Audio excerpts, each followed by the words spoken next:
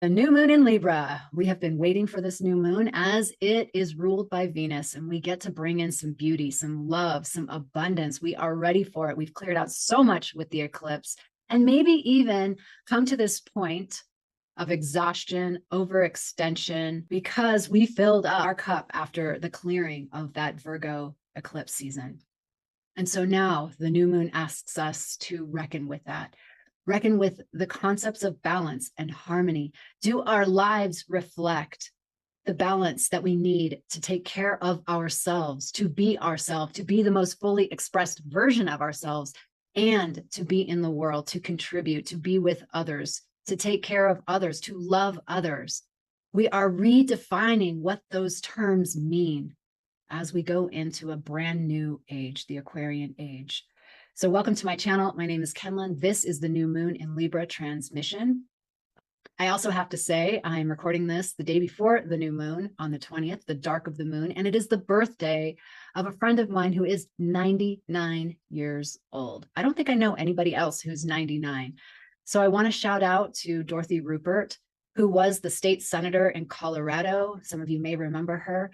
She actually was responsible for fighting for legislation making it a crime to mutilate female genitals. She had to fight for 4 years to get that law passed. So she's done amazing things for children, for women, for people. She's such a humanitarian, and she's totally psyched to make it to 100. So maybe we can beam it all out and bless her as she's on this journey. She's an amazing Libra and an example of what it means to truly stand for justice and fairness. So with that, let's begin our transmission of what's being asked of us as we go into the dark of the moon and we make the seeds of our intention. We've got a lot of astrology happening this week, and indeed it's happening through the rest of 2025, because here's the deal. We've been in a vortex of incredible change. And I've talked about this with so many other people. Everyone in my world, at least, acknowledges that the old paradigm, where we have been, is complete. And we are the transition team to the new. And the new isn't even we're not really experiencing the fullness of the new until spring of 2026. So that's really nothing in the scheme of things. And, we live granular lives day to day. And so day to day, we must harness the courage and the faith, and even, I'm going to say, the optimism to move forward. I was at the march on Saturday in Denver, and I really got related to the fact that there's not two sides. There is a growing group of very diverse people who do not believe that power should be consolidated in the executive branch. That's a nice way of putting it. No kings, in other words. And yet we're all diverse. We all experience life in different ways. And that's an example of the Libra-Aries axes. We have Chiron in Aries, and that is squaring Jupiter in Cancer. And that theme is going to take us into the next year. And so we're going to see a lot of wounding around who we are individually, around our self-expression, around our right to exist as our template. I've been doing a lot of these genius reports, mapping sessions, and what stands out to me the most is that while we have so many things in common with each other, and I look for those things as I'm doing these readings, I'm also seeing how unique every single human being is. That, like, when you die, that version, that template is gone. The spirit of you lives on, but the version of you in form is complete. And so this is our moment to ask ourselves, why are we here? What are we here to say? What lane are we here to own and master and then contribute back? As well as, how are we here to take care of this embodiment?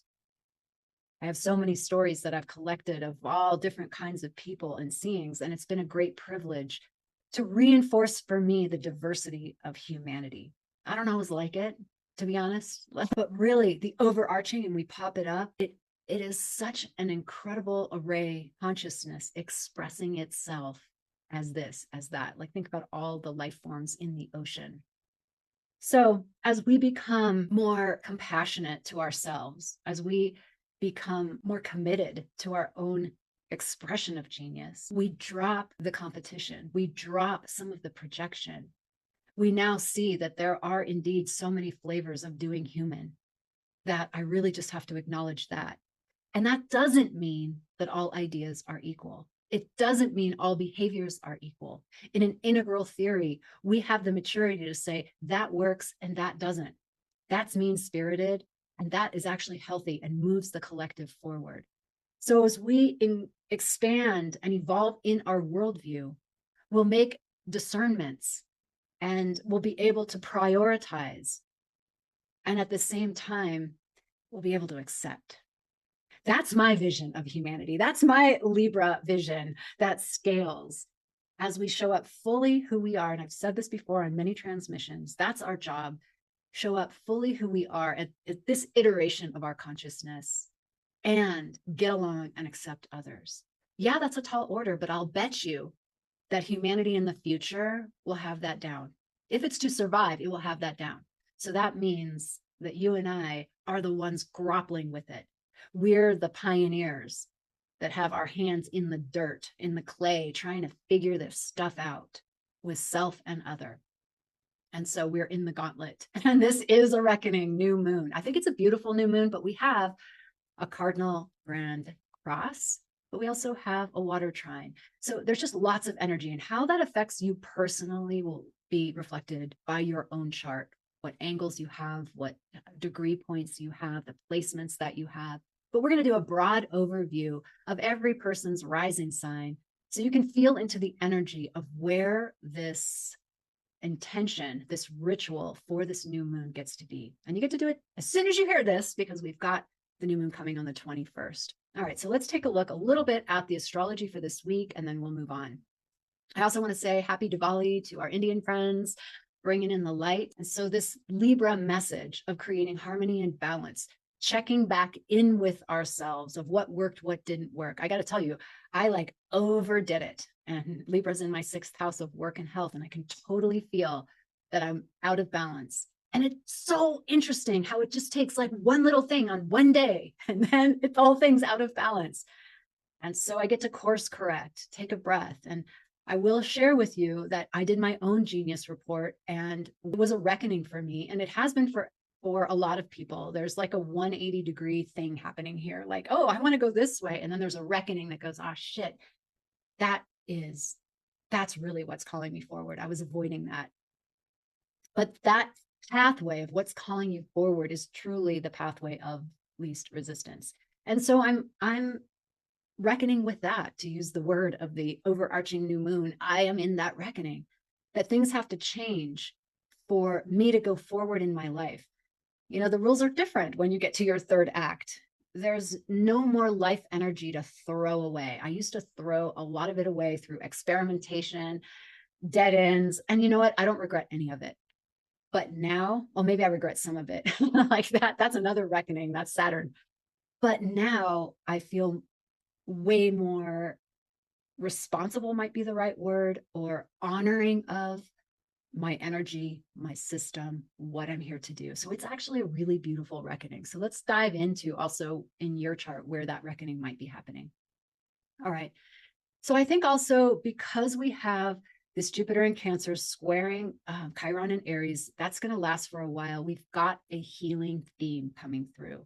So this new moon, whatever it is you're working with, use it as the bases of it as healing, because that's what we're really here to do. We can't move forward as a collective. And I saw this on Saturday. Doesn't take super genius to see that we have a lot of healing to do. And the healing is with our own selves, because of course we can't extend compassion and graciousness and love to another if we're not experiencing it with ourselves. And that's part of the genius thing. When you really see that this template, how you incarnated, is so unique and so different and so beautiful, that there is a love that comes through. There is a love of your way of doing things. And I want to promote that. I want to promote that at a high consciousness level, because we're not talking about recklessness. We're talking about a mature expression of our very own template. So the medicine this week is going to come with some emotional energy, some emotional honesty that's going to be revolutionary in our lives. And I think that's where this grand water trine is going to take that and open up some new possibilities for us. There's abundance in this new moon if we choose it, if we take on a new perspective. It's always available for us to see in the land of shadow.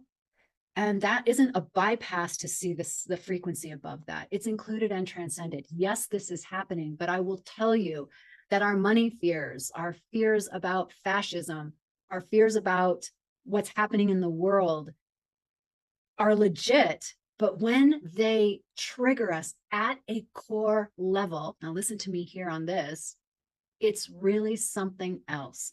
Because nothing is separately real. When we make peace inside, we know how to handle conflict on the outside. And that's really what Libra wants to teach us. I keep thinking of like, I want to do this. You remember that Kriya and Kundalini? I want to do this because it's this justice.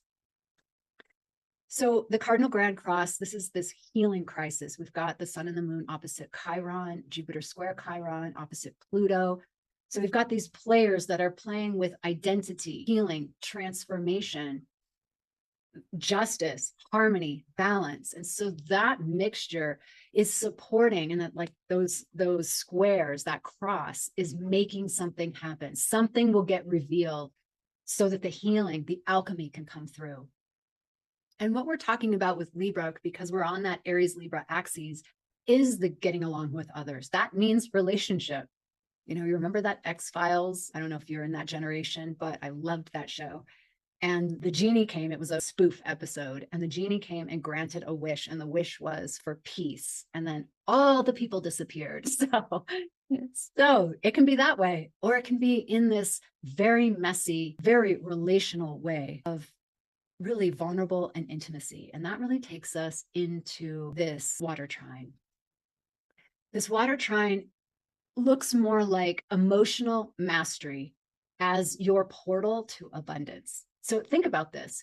To the level that you're able to express your thoughts and your feelings and your emotions, and also get the world of someone else, could lead to the abundance, the expansion of your relationship, of your self-esteem, of someone else's being seen by you. Elizabeth Gilbert came out yesterday with her Sunday newsletter, and she was talking about vulnerability. And I got to bow down to that sister and her vulnerability. Like, I don't even think I could touch that. It is like wow to me.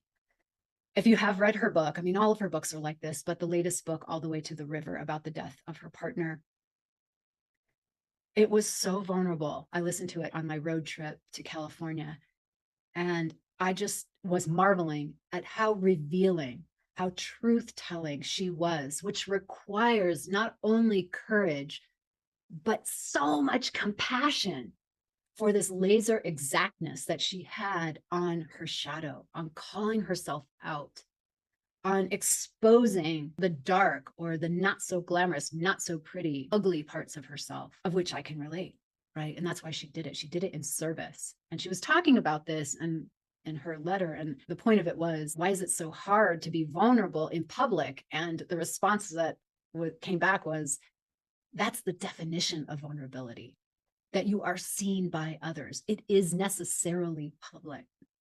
Wow. That was like blowing my mind. And that's the nature of intimacy. Intimacy happens with another. There's this story, this metaphor of God. Why did oneness create multiplicity? Well, what about this parable of oneness realizing that it wasn't intimate with itself because there was no self to be intimate with? It couldn't see itself. So it broke itself down into millions and billions and trillions of parts to be able to see itself in all fractals, in all flavors, in all dimensions, in all worldviews. That's like next level love. And that's what we're talking about. That's the heartbeat of the universe, that level of love. Ooh, it brings me to my knees when I think of that. So we've got healing in the mix. We have emotional mastery in the mix. We have vulnerability in the mix. We also have Uranus and Neptune at these 0-degree points. They're both retrograding into the sign they were in. So again, we're back into this washing machine of pulling us back to the territory that we worked for such a long time, like Uranus, 8 freaking years, giving us a moment. Did we get it? Oh, I love these moments, like just making sure that before we go into the new world, that you really get what you're leaving behind, that you really get who you are now, that you really get your hopes and dreams, that you wake up and stop being deluded or delusional or idealistic or idealizing someone else. These are Neptune Uranus themes. They're at the 0-degree point, and that 0-degree point is pure potential.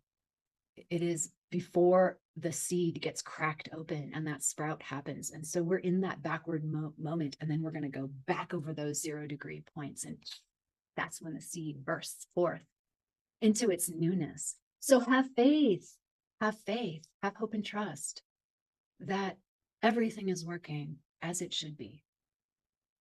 We also have this week the sun in Scorpio. So right now we've got this new moon happening. The sun and the moon are together at this 28-degree point Libra, and then the sun moves on, the moon moves on, and they move into Scorpio.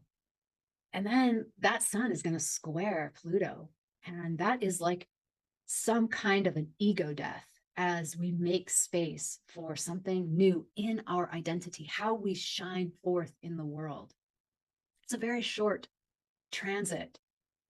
But if that feeling comes up, sometimes we ride these waves throughout a day, and when that comes up, just let it go, whatever it is, for the sake of this axis of relating, because then we're going to descend into the depths, and that's where Scorpio will take us. All right, so we want to ask ourselves before we get there, what version of ourselves has to be composted before the newness of our lives can emerge? And it's a messy process. We know that, but we're getting there. There's that graph that said how to have a business, or the trajectory of a business. And everyone thinks it's a straight arrow up, but it's really all these circles that go all around, and it's crazy. That's a business. That's a life. All right, y'all, shall we go into our rising sign transmissions, and then we'll say a prayer for this new moon. So you can just listen for your own rising sign and then pop to the end. We like to time code it, so you can do that. Let's start. I'm going to start with Libra, because Libra is the first house. So if you're Libra rising, you have Libra in the first house, and this is all about you. This new moon is your new moon. It's activating your new identity. So this is your rebirth. That's going to be a cool ritual.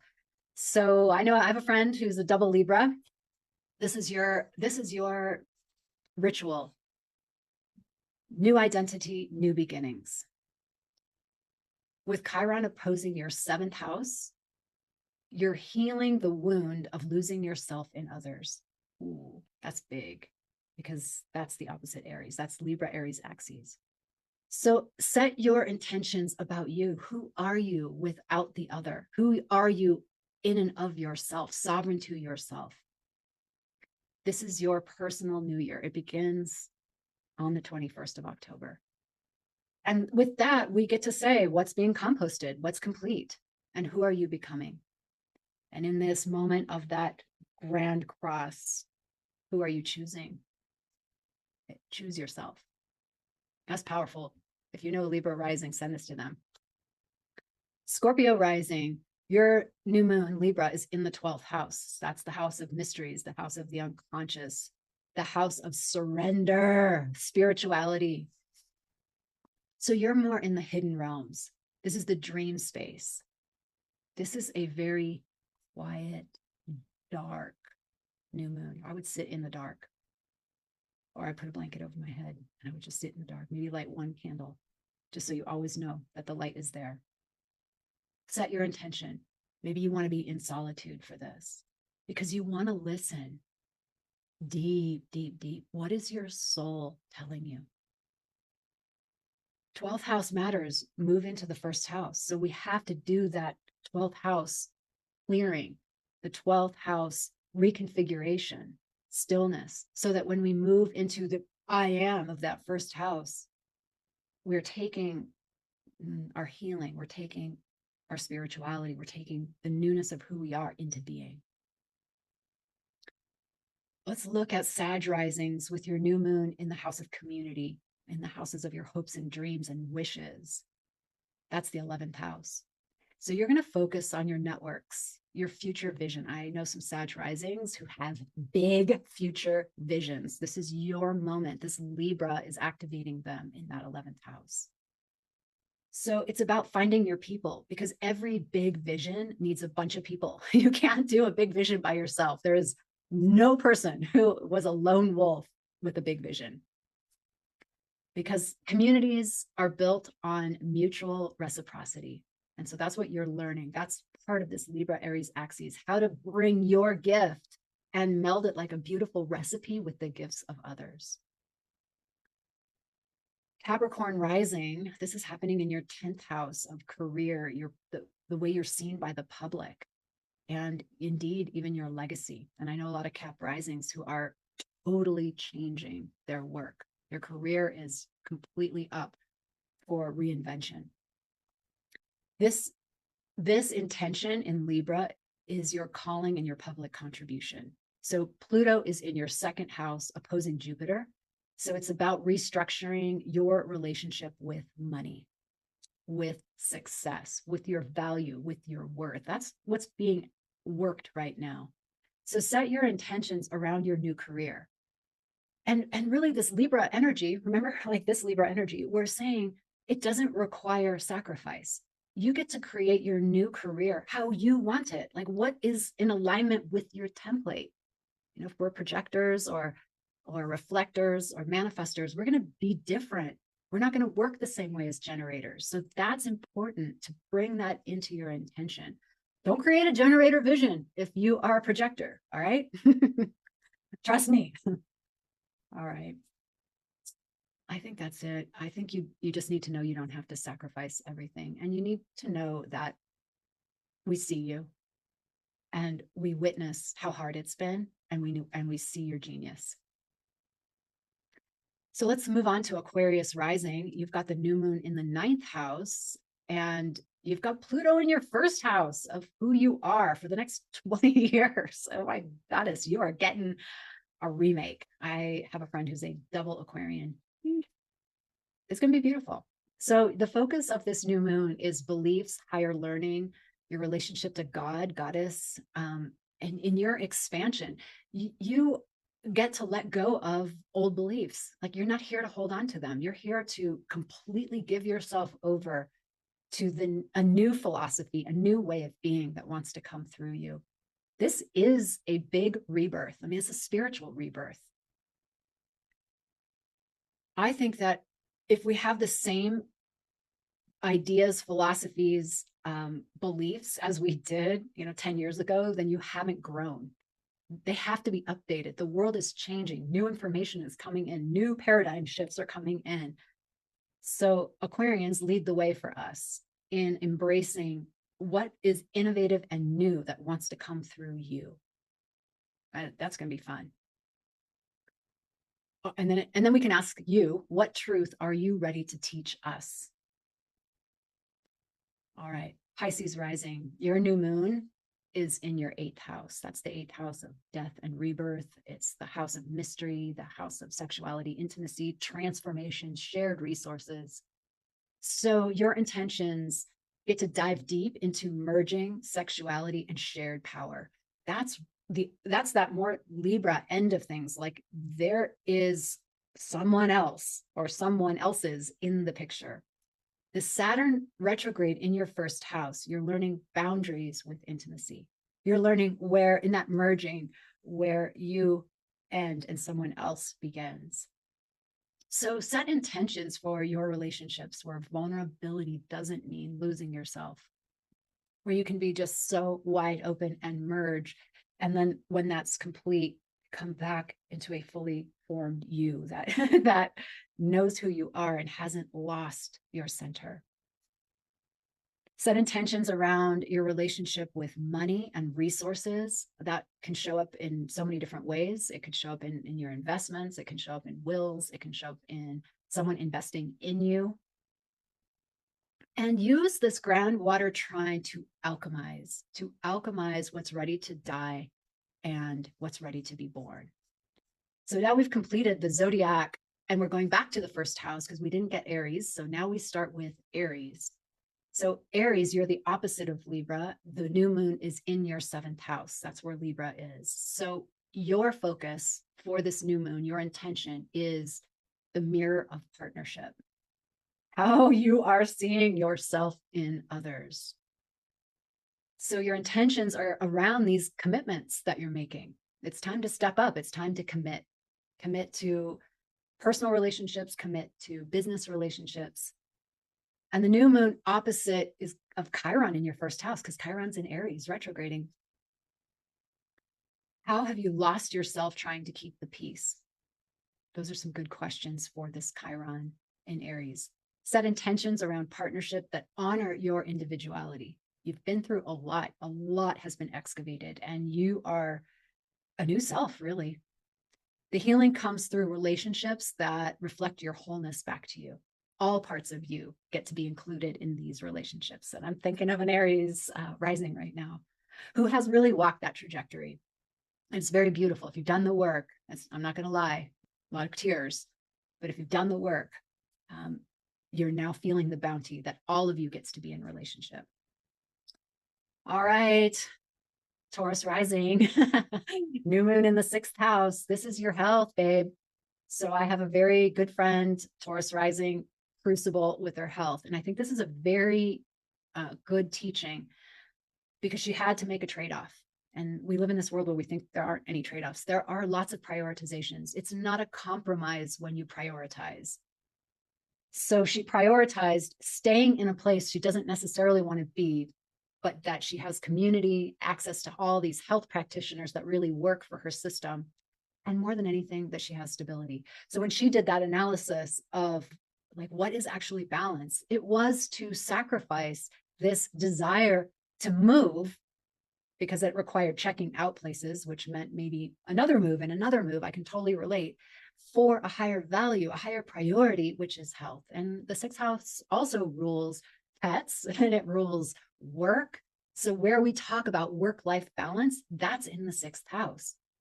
So if you're a Taurus rising, your health may affect your work, or your work may affect your health, or you're being asked to create something that actually respects the harmony with them both. And I think that's part of what we're moving into as we shed the old system of slavery. There's so much enslavement, and we shed that system and we move into a time of empowerment. That's really the time of 2027 and beyond in the world of the Gene Keys and human design. So I love that we can also say that it is your daily habits, your flow. So what intentions can you create so that your actual work, your flow, your daily practices create balance and feel like worship of the divine? I think that is something that all of us can do. Put on some good music, light some incense, light a candle, and worship the divine in your daily life. Let it nourish you. All right, let's move to Gemini rising.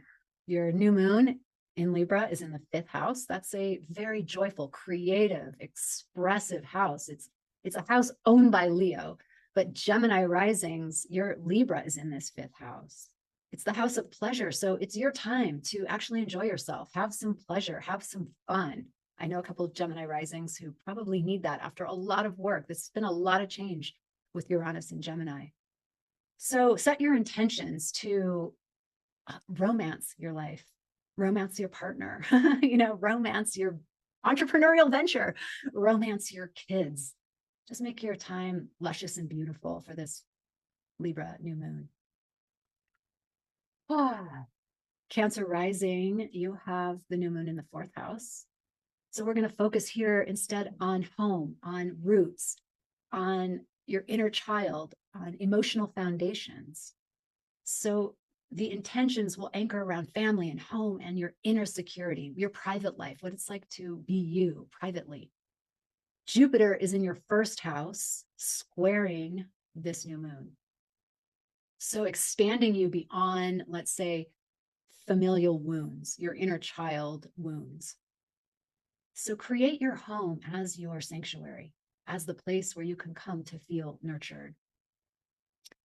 And let the relationships in your life, particularly with your mother, because that would be the fourth house, feel balanced. There's a way that so many of us are going through transitions with our mothers where we have to let them live their lives. That's been a very hard but beautiful lesson. They are separate people, they have to remember that their offspring are separate than themselves, but we also have to remember that they are separate than us and they do things differently. And so what creates balance? I realized when I was doing my genius report that one of the ways I get hijacked is through guilt. And if I would have known that years ago, that guilt is just not a good motive for me. There's a way of looking at guilt positively according to the system, but that for me is the opposite, it's the negative.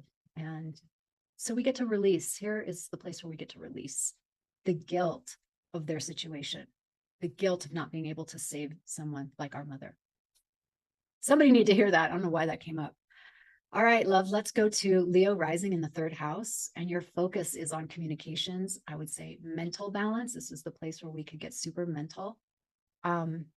Also your neighborhood and other family members, not your mother, father, but siblings, cousins, just community like that. This is about also balancing your communications with speaking and listening. Are you a good listener? Are you showing up with how you feel, expressing yourself, using I statements? Anytime you're using a you statement, you're in projection land. So I statements, I feel this way. This is about teaching and learning because it also rules, it rules skills-based learning. Set an intention about what you want to learn moving forward, what kind of mastery you want to take on. Also, you could set an intention around your use of social media. Like I notice that it's draining me, so I use it less and less and less because again, the Libra. All right. And the grand water trine is going to make you accountable for your words. So use them wisely. And then we have one more sign. We're going to end with Virgo rising. And Virgo rising, your new moon is in the second house. This is the house of worth, of money, of resources, of how you value yourself in the world. And so your intentions can be a money intention. Get your money candle out. What are you intending for yourself around money, and how does your self-worth correlate to that which you want financially?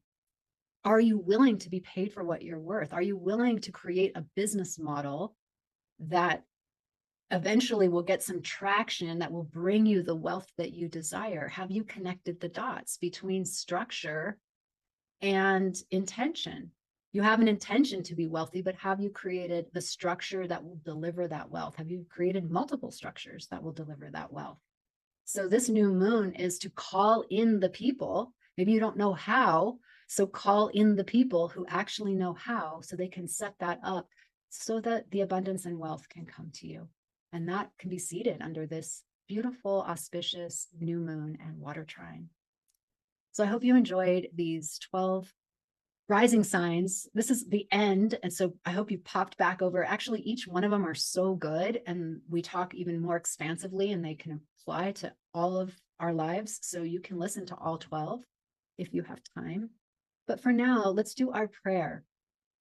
I loved this. This was actually a Kriya in Kundalini Yoga. So let's take this posture, this mudra, and imagine that we are the scale, this masculine, feminine, the scale of polarity. We are the integration of these polars, the polar that we see on the outside, the polar that we are on the inside. And let's close down our eyes